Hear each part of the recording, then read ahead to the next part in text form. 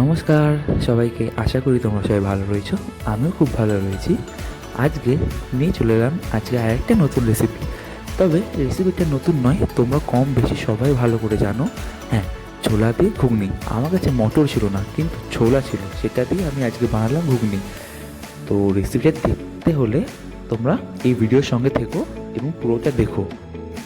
তাহলে বেশি দেরি না করে শুরু করা যাক।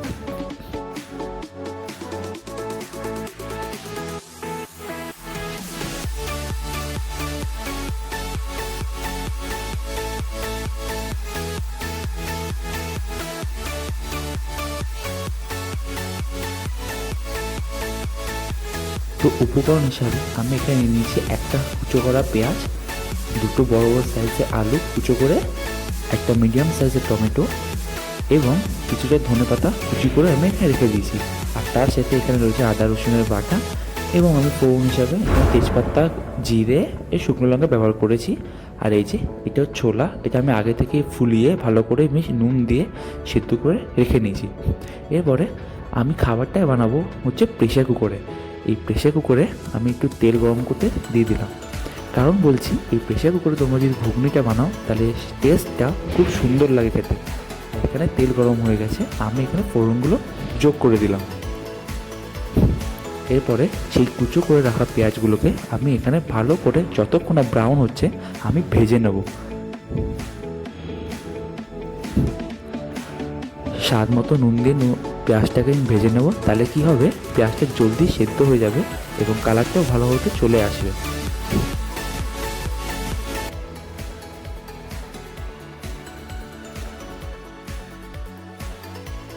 এখানে এবার আমি কুচো করে রাখা টমেটোগুলোকে ভালো করে অ্যাড করে নেবো। কারণ হচ্ছে এই পেঁয়াজ আর টমেটো তোমরা যদি একসাথে ভাজো তাহলে খুব সুন্দর একটা কালার আসে খাবারে।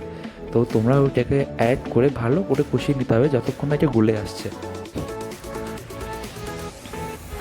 এই দেখো, আমার পেঁয়াজ এবং টমেটো ভাজা হয়ে গেছে। এবার আমি এখানে আলুগুলো দিয়ে দেবো, কারণ আমি যদি এখন আলুগুলো না দিই এরপরে এগুলো সেদ্ধ হতে চাইবে না।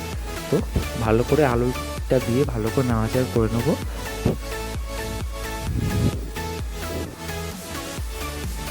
এরপরে এখানে আমি মশলাটা দিয়ে দিলাম। এখানে মশলার জন্য আমি যা যা দিয়েছি সেটা স্ক্রিনে তোমরা দেখতে পাবে। তোমরা সেই অনুযায়ী দিতে পারো, আর তোমাদের পছন্দ অনুযায়ী তোমরা মশলা দিতে পারো। এরপরে এই সেদ্ধ করে রাখা যে ছোলাগুলো ছিল সেটাও আমি এখানে অ্যাড করে ভালো মতো কষিয়ে নেবো যতক্ষণ না ভেতর থেকে তেল ছেড়ে আসছে।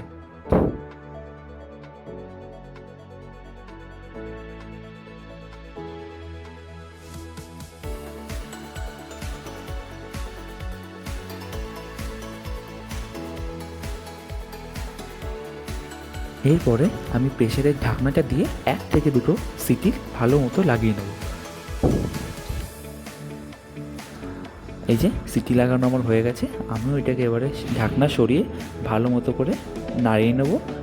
শুধু দেখবো যে হ্যাঁ, সব কিছু সেদ্ধ হয়ে গেছে কি না। যদি সব কিছু ভালো মতো সেদ্ধ হয়ে যায় তাহলে তোমরা আর কিচ্ছু করতে হবে না, একটু ধনেপাতা বা গরম মশলা দিয়ে বা ঘি দিয়ে তোমরা নামিয়ে নিতে পারো।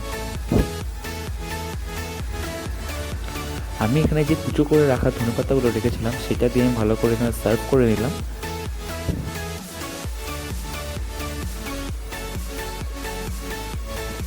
এই যে আমার ছোলা দিয়ে ঘুগনি রেডি। এরপর তোমরা এটা রুটি বা পরোটা যে কোনো কিছুর সাথে সার্ভ করতে পারো। ভালো লাগলে অবশ্যই লাইক, চ্যানেল সাবস্ক্রাইব করো। ধন্যবাদ।